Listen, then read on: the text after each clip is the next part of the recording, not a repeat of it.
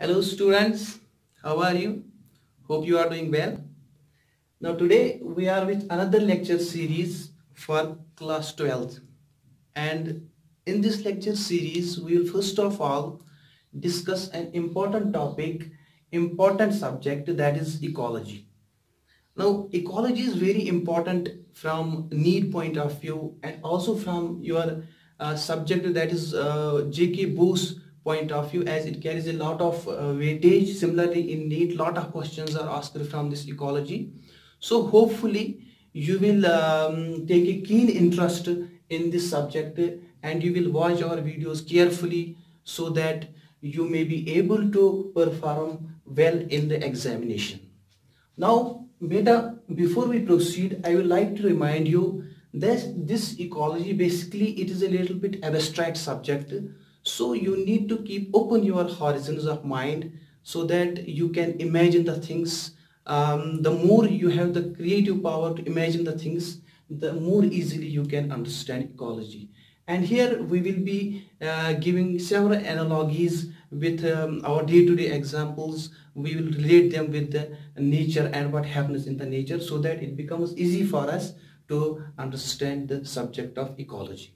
So now let's move ecology.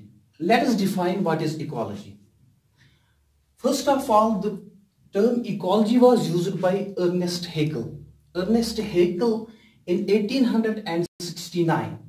Basically, he used the term oikology. Oikology. Now, what is this oikology? It is basically an amalgam of two terms. One is called as oikis.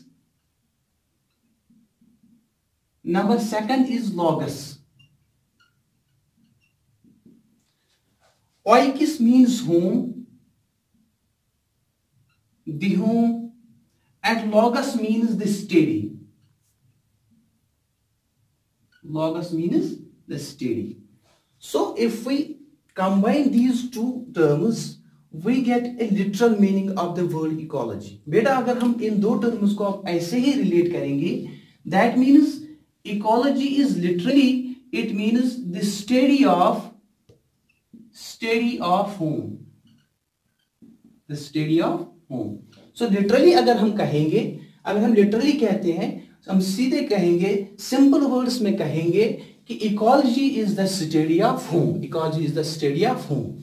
अब बेटा थोड़ा आप यहाँ पे देखिए, अब हम home में क्या study करते हैं. देखिए, ये जो एक home होता है, it has got two aspects. एक तो physical aspect है इसका, दूसरा biological aspect है. फॉर एग्जाम्पल आप अपने घर के एग्जाम्पल ले लीजिए. छोटी लेवल पे अगर हम ले लेंगे अपने घर की एग्जाम्पल, आप देखते हैं कि इस घर में एक तो फिजिकली एक घर होता है प्रेजेंट, इसमें होते हैं for example we have got walls, इसमें रूफ होता है, इसमें डिफरेंट रूम्स होते हैं, वॉशरूम होता है, लॉबी होती है, etcetera. So different aspects, this physical aspects. Number second is it is biological aspect. इसमें रहते हैं फॉर एग्जाम्पल इसमें फैमिली होती है, दैट मीन्स लिविंग ऑर्गेनिज्म जो है, लिविंग एंटिटीज इसमें रहती है और ये एक नॉन लिविंग एंटिटी है. ठीक है बेटा. दैट मीन्स अगर हम होम को स्टडी करेंगे तो यहाँ पे हम दो कंपोनेंट्स को स्टडी करते हैं. एक तो ये नॉन लिविंग कंपोनेंट है, दूसरा लिविंग कंपोनेंट जो कि फैमिली के मेंबर्स है. ठीक है, इतना आपको अब समझ आया कि स्टडी ऑफ होम किसको कहते हैं. नाउ ये जो हेकल ने डेफिनेशन दे दी, असल में वो क्या है? As per Haeckel, ecology is the scientific study of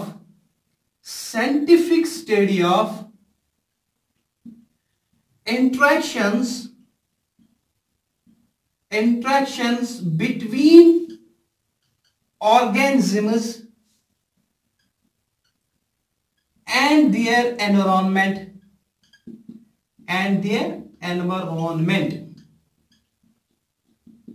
ये डिफिनेशन जो है ये हेकल ने दी कि इकोलॉजी क्या है. ये बेसिकली एक साइंटिफिक स्टडी है. किसकी साइंटिफिक स्टडी है? That is interactions between organisms and their environment. ठीक है बेटा, ये तो इसकी डिफिनेशन है.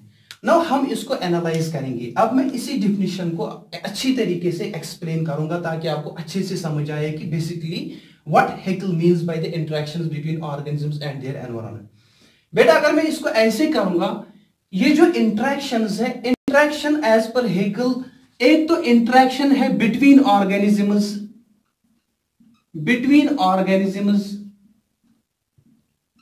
ठीक है।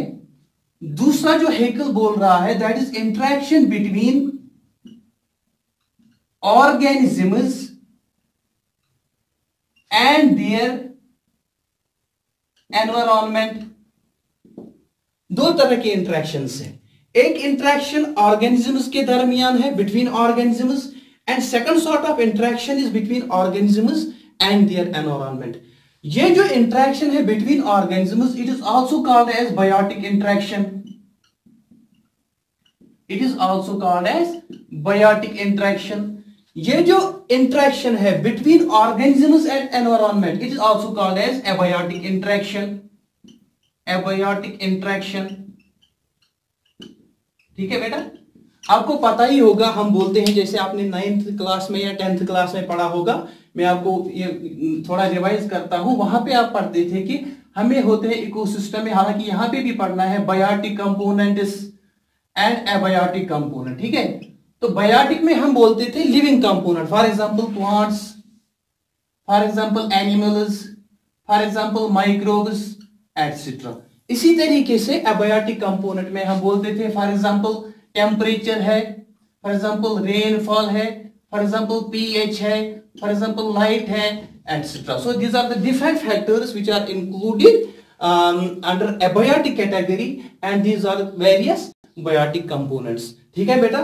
तो ये जो डिफिनीशन है हेगल की, अब हमने इसको दो हिस्सों में तकसीम किया, पहले between organisms interaction and number 2 between organisms and their abiotic environment, ठीक है बेटा। Now let us see what sort of interaction, interaction कौन सी इंटरेक्शन और किसको हम इंटरेक्शन बोलते हैं, उससे ये अच्छी तरीके से समझ आ जाएगा। देखो बेटा, सबसे पहले मैं आपको समझाऊंगा कि बायोटिक इंटरेक्शन क्या होती है। Biotic interaction, let us first of all try to understand what the biotic interaction means. Example ले लेंगे, आपने सुना होगा plant pollinator interaction, plant pollinator interaction. Now what is this plant pollinator interaction?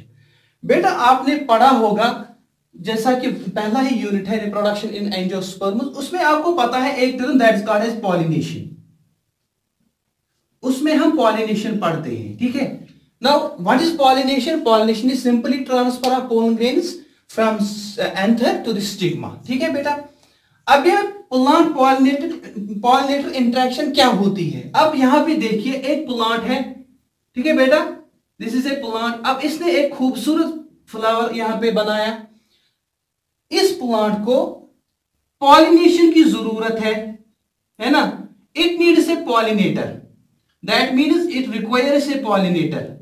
अब ये पॉलिनेटर जो है ये इसको पॉलिनेट करेगा, ठीक है।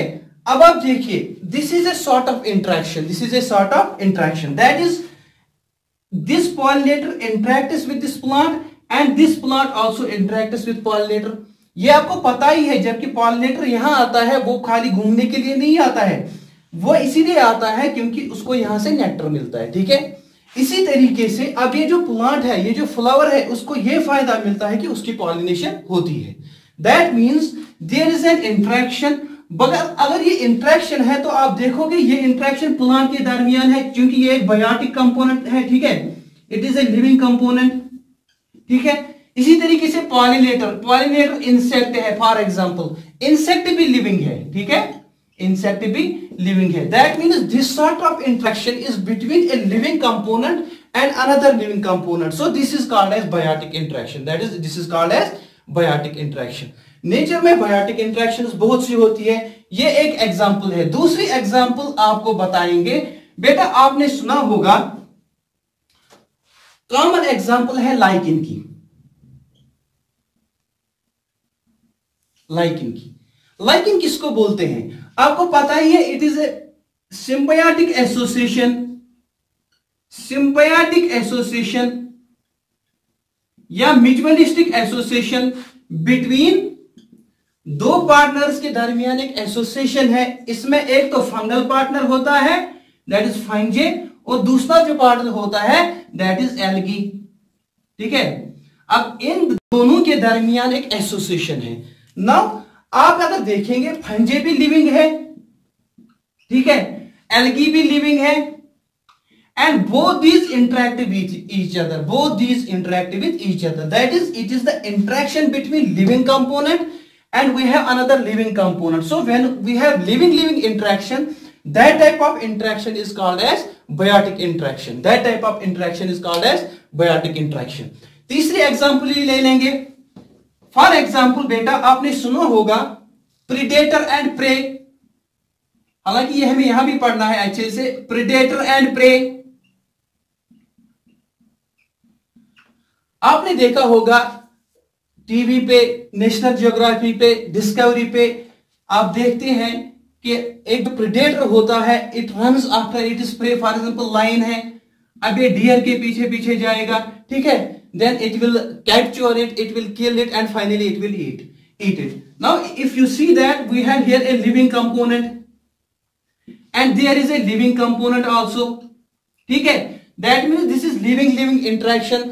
तो इसको हम बोलेंगे biotic interaction, इसको हम बोलेंगे biotic interaction, that is the interaction between organisms। यही बोला था हेकल ने कि basically ecology is the study of number first interaction between organisms, that is among organisms themselves, that part is called as biotic interaction। ठीक है, that is called as biotic interaction। तो ये उसकी डिफिनीशन का एक portion है। ठीक है, अब दूसरा जो उसने बोला कि एक तो ये इंटरेक्शन है between organisms themselves and number second between organisms and their environment. जो मैंने बोला ऑर्गेनिजम्स एंड देयर एनवायरनमेंट, जिसको हम बोलते हैं abiotic interaction, abiotic interaction.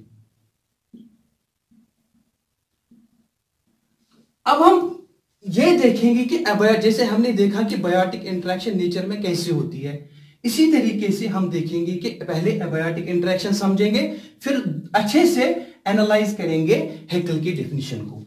Abiotic interaction बेटा that is interaction between organisms and their environment. See for example, मैं एक हाइपोथेटिकल एक अच्छी एग्जांपल ले लेंगे। फॉर एग्जांपल कार्बन डाइऑक्साइड, एक आपको पता ही है कार्बन डाइऑक्साइड एक गैस है, ठीक है, एटमॉस्फेयर में होता है। Carbon dioxide is very important so far as photosynthesis is concern. अगर हम फोटोसिंथेसिस की बात करेंगे तो फोटोसिंथेसिस के लिए कार्बन डाइऑक्साइड जो है वो बहुत ही इंपॉर्टेंट है।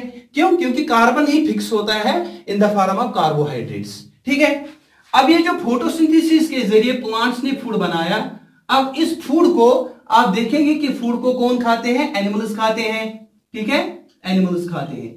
अब आपको पता ही है कि जो एनिमल्स है दे रेस्पायर कार्बन डाइऑक्साइड, अब वो कार्बन डाइऑक्साइड को वापस छोड़ देंगे। या अगर ये जो प्लांट्स है, प्लांट्स अगर हम प्लांट्स को बर्न करेंगे तो यहां से कार्बन डाइऑक्साइड बाहर निकलेगा। अब आप देखिए बेटा, कार्बन डाइऑक्साइड और प्लांट्स के दरमियान एक इंटरेक्शन है। ठीक है, there is an interaction between carbon dioxide since it is an abiotic component. Abiotic component, carbon dioxide जो है वो क्या है?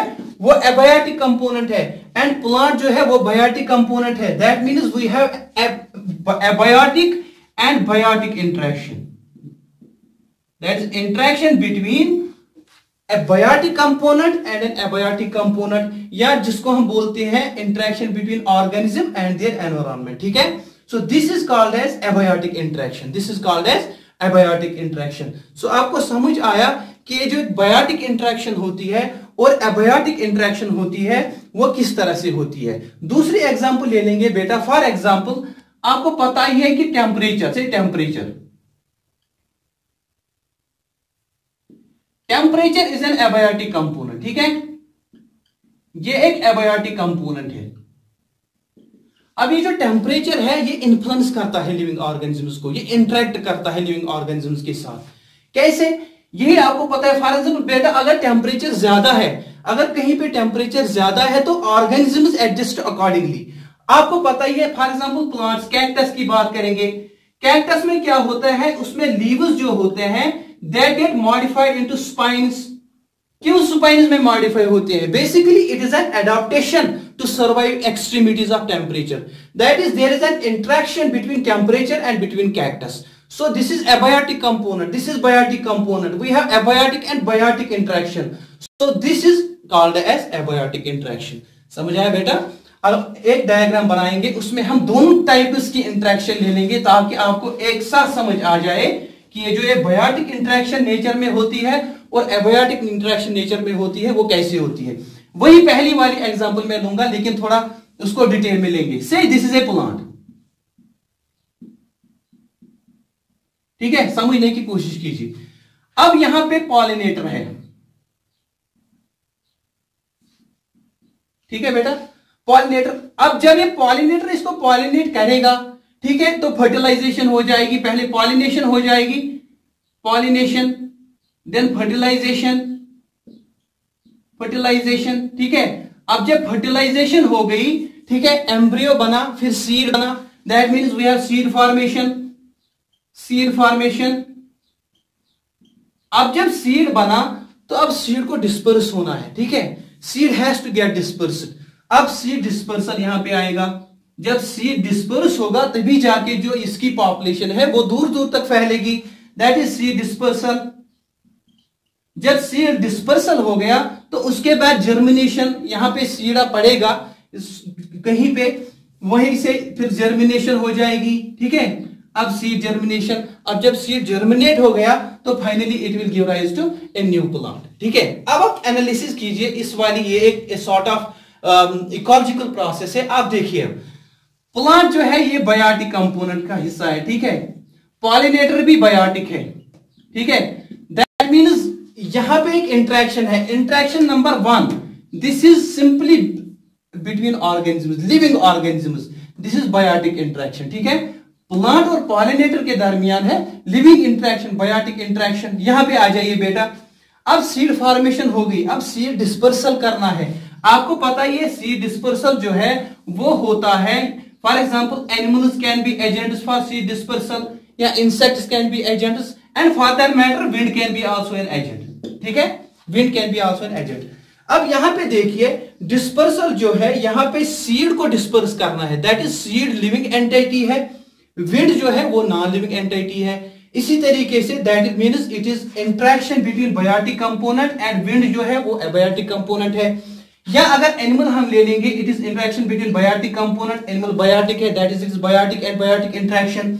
अब यहां पे आप चलिए जर्मिनेशन. आपको पता ही है कि जर्मिनेशन के लिए एक सीड को जर्मिनेट होने के लिए डिफरेंट फैक्टर्स की जरूरत है. फॉर एग्जांपल बेटा आपने पढ़ा होगा या आप पढ़ोगे, फॉर एग्जांपल लाइट चाहिए, फॉर एग्जांपल हमें मॉइस्चर चाहिए, ठीक है, मॉइस्चर जरूरत है. फॉर एग्जांपल टेम्परेचर जरूरत है. Now temperature is required for germination, moisture is required for germination, and you know that temperature is an abiotic factor, moisture is an abiotic factor. That means for germination to take place, there must be an interaction between temperature and seed. There must be an interaction between moisture and seed. So moisture is abiotic component, seed is biotic component. That means we are having abiotic and biotic interaction, that between organisms and their environment. This is called as abiotic interaction. So ये वाली example जो है या ऐसे वाली cases जो nature में है, इनमें जो इंटरेक्शंस होती है वो बायोटिक भी होती है और एबायोटिक भी होती है. अगर मैं इसको अब स्टडी करूंगा, इस केस को स्टडी करूंगा, that is the study of interaction between organisms, that is what we called as biotic interactions, and between organisms and their environment, what we called as abiotic interaction. अगर ये for example ये वाला cycle मैं study करूंगा, that means I am studying ecology, that means I am studying ecology. So let me remind you once again what Haeckel said. He said that it is the scientific study of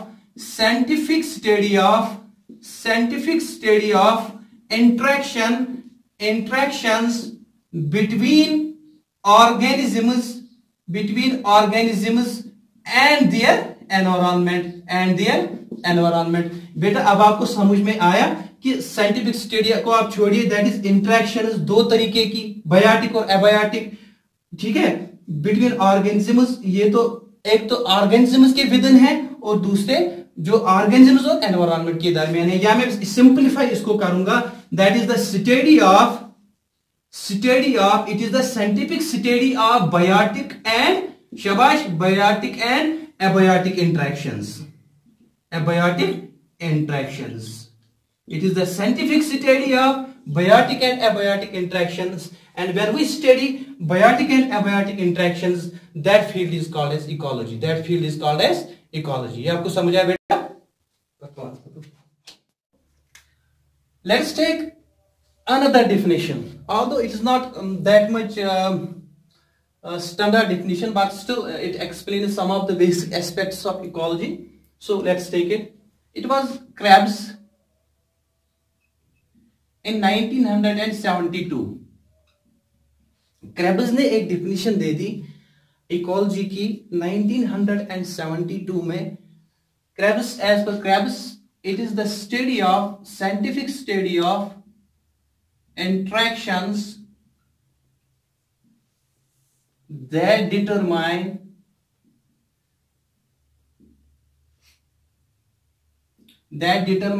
the distribution and abundance of organisms. ठीक है बेटा, ये वाली definition जो है Krebs ने दे दी. As per Krebs, simply ecology is the study of interactions that determine, ये दो चीजें बहुत ही इंपॉर्टेंट है. As per Krebs, those interactions determine the number first distribution and number second abundance of organisms. अब ये जो that is how interactions will determine, पहले हम इसी को समझेंगे. How interactions will determine the distribution and abundance of organisms. I would like to go back to the previous example here. यहाँ पे बेटा आप देखिए, as I mentioned earlier, we have number one type of interaction here. ठीक है, यहाँ पे दूसरी interaction, that is seed dispersal, then third interaction here. Okay? now बेटा अगर आप यहाँ पे देखेंगे, जबकि एक प्लांट को पॉलिनेशन की जरूरत है, इधर it can we will take two factors and then we will see how this will determine the abundance and distribution. This is an abiotic factor. ठीक है, ये एक एबायोटिक फैक्टर है और पॉलिनेशन विंड से भी होती है. ठीक है, what we call is anemophily. इसी तरीके से इंसेक्ट भी पॉलिनेटर हो सकता है, जिसको हम एंटोमोफिली कहते हैं. ठीक है,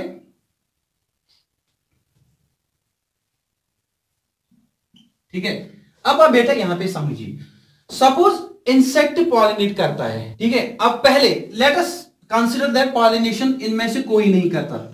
उससे क्या होगा? That means absence of any sort of interaction. जब इंटरेक्शन नहीं होगी, no pollination, we will be having no seed, we will be having no germination and no new plants. ठीक है, तो नए प्लांट्स नहीं बनेंगे. अगर ये प्लांट जो है, अगर ये अब सिर्फ सेल्फ पॉलिनेशन कर सकता है, तो in that case we will be having some plants. That means overall number of plants will get reduced. That means number of individuals will get reduced. ठीक है, that means their abundance will get reduced. समझ आया आपको? अब दूसरा case अगर हम ले लेंगे, for example insect as a pollinator, that is ये बायोटिक और बायोटिक इंटरेक्शन है. ठीक है, अब इससे क्या होगा? आपको पता ही है, जब लिविंग जो है लिविंग एजेंट पॉलिनेशन करेगा तो वो होती है डायरेक्शनल. क्योंकि ये जो इंसेक्ट है वो अट्रैक्ट होता है फ्लावर की तरफ. ठीक है, and chances of pollination are more. When chances of pollination are more, here we will see ultimately seed will get formed. That is more number of seeds will be formed. And here if we consider seed dispersal by an animal, that is biotic by an animal, here also there will be more chances of dispersal. That means more chances of dispersal, more germination and more number of plants. That we will be having abundant, that species will be more abundant in which for example we have biotic interactions. समझ आया बेटा? अगर कोई species है उसमें interaction है ही नहीं, that means it will be least abundant. अगर कोई species है उसमें biotic interaction है, that will be most abundant. अगर कोई स्पीशीज ऐसी है उसमें एबायोटिक इंटरेक्शन है, फॉर एग्जांपल विंड की बात करेंगे, आपको पता ही है विंड तो ये तो डायरेक्शनल होती नहीं है. दूसरा it involves A high chance factor. High chance factor इसमें होता है, कभी विंड आ सकती है कभी नहीं आ सकती। फॉर एग्जांपल यहाँ पे कोई प्लांट था, उसका जो पोलन है, पोलन अवेलेबल है, पोलन रेडी है, पोलन मैच्योर है, लेकिन विंड नहीं है, तो पॉलिनेशन जो वो बहुत कम हो जाएगी। दैट मीन्स अगर विंड से पॉलिनेशन करेंगे तो पॉलिनेशन कम होगी, पॉलिनेशन कम होगी तो सीड कम बनेंगे, सीड कम बनेंगे तो यहाँ पे अगर एनिमल के बजाय हम विंड ही को डिस्पर्सल एजेंट मान के चलेंगे तो उससे भी डिस्पर्सल कम होगी, क्योंकि चांस फैक्टर ज्यादा है, तो अल्टीमेटली प्लांट जो है वो कम बनेंगे। ठीक है, that means will be having less abundance of plants. This is how interactions determine the abundance of plants and organisms in general. So अगर biotic interaction है तो ज्यादा abundance, अगर abiotic interaction है तो कम abundance। ठीक है बेटा। Number second point is how it will determine the distribution. How it will determine the distribution. For example,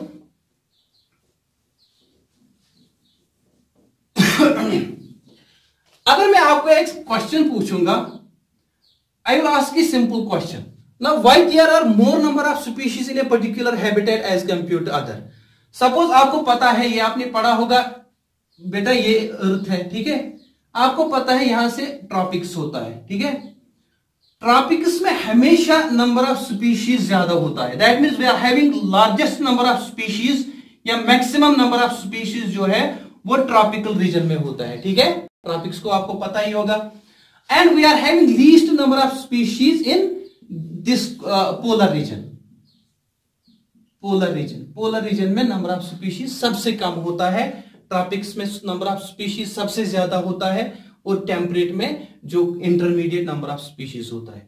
now what governs this distribution pattern of species? यहां पे इनकी डिस्ट्रीब्यूशन ज्यादा क्यों है, यहां पे इनकी डिस्ट्रीब्यूशन कम क्यों है? It is because of temperature variation, because of temperature and precipitation. बेटा अगर आप यहां पे देखोगे, ये वाला रीजन जो है ये ट्रॉपिक्स में टेम्परेचर ज्यादा होता है, ठीक है, that is we are having maximum temperature in tropics. और जिस जगह पे ट्रॉपिक्स में रेनफॉल ज्यादा होगी, जहां पे रेनफॉल ज्यादा होगी, अगर रेनफॉल मैक्सिमम है तो this region will be highly diverse, यहां पे नंबर ऑफ स्पीशीज ज्यादा होगा। इसी तरीके से यहां पे नंबर ऑफ स्पीशीज कम है, क्यों? क्योंकि यहां पे टेम्परेचर कम है। Simply that distribution pattern is governed by temperature, say rainfall, etc. So temperature क्या है? Temperature is an abiotic component. Rainfall क्या है? Rainfall is an abiotic component. That is, this interaction will ultimately determine, number first you saw the abundance. Now it will determine the distribution of the organisms as well.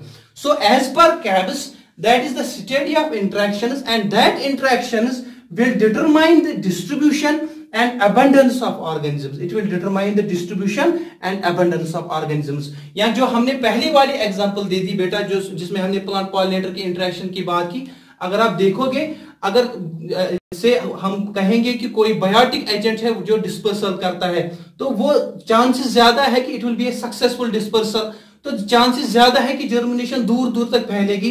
That means that species will be distributed more widely as compute अगर हम दूसरा factor ले लेंगे। This is how these factors will determine the distribution and abundance pattern of organisms. ठीक है बेटा, so ये आपको समझ आया? So we studied ecology. Now ecology is simply that branch of biology, or it is the science in which we study interactions, that's interactions, biotic interactions as well as abiotic interactions, and those interactions in turn will determine the abundance and distribution of organisms, abundance and distribution of organisms. So this was all about the definition of ecology. I hope कि आपको ये समझ आया होगा.